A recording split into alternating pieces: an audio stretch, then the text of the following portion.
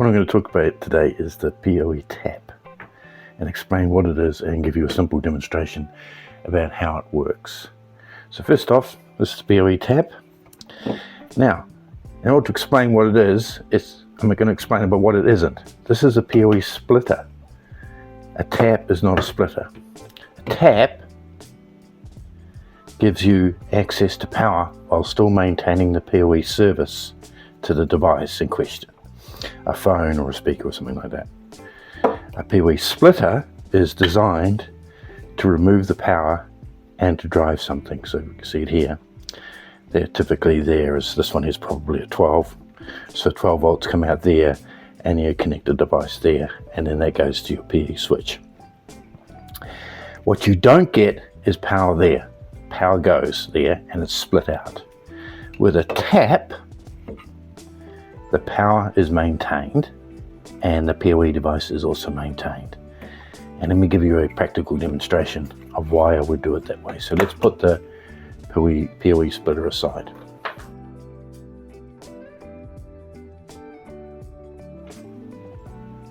Okay, I've set up a simple example to explain how the POE tap works. First of all, I've got a Grandstream phone you can see there running. That's connected to the POE tap. I've got this one down here is connected to a POE switch. So I'm providing power from the switch through into the phone.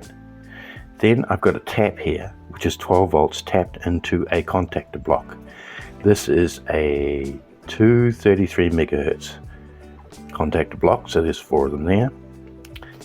Using a wireless 233 megahertz switch to the contactor block, which turns on the light here, the strobe light that you can see. So I press the button and you'll see that I'm getting 12 volts are now being passed to the strobe light there. Let it go.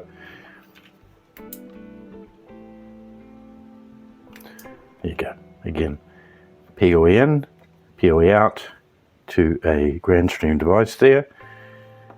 And then that goes, the 12 volts comes out to a POE contactor, which turns on a strobe light right there, pressing the button. Now, where would I use this device?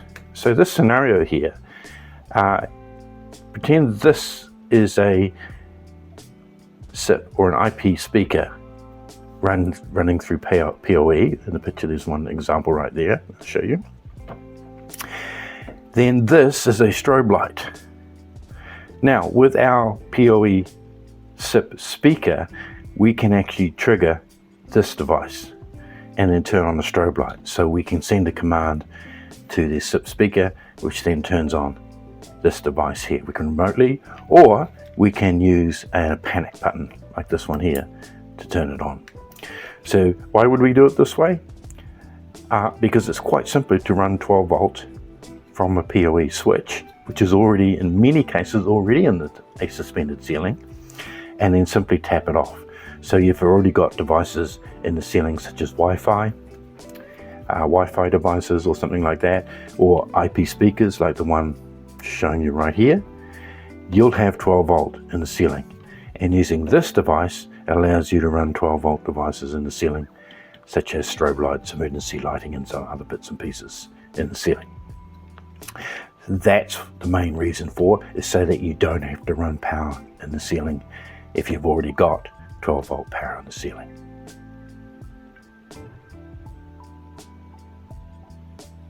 Other uses would be if you've got a phone, a remote phone, say in a lobby or something like that, and you don't have power in there, or if you want to hide the power and just to the phone, you can use one of these devices to do that, to run another device.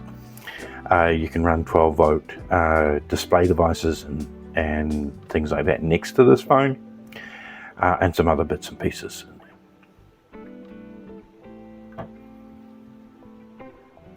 So in summary, this is the POE tap from Beebop. It's a 12 volt tapping device. It's not a splitter, it's a tapper. So coming back to complete, that is a splitter. There's power there, but not power there. This is a tap, power there and power there. And that's what it's useless for, the POE tab. Well, that's it. It's pretty straightforward, the POE tab, as opposed to a POE splitter. Provides power, 12 volt power, to really these hard to reach places. So, like, subscribe, hit the bell, all that normal stuff you want to do, and I'll see you next time.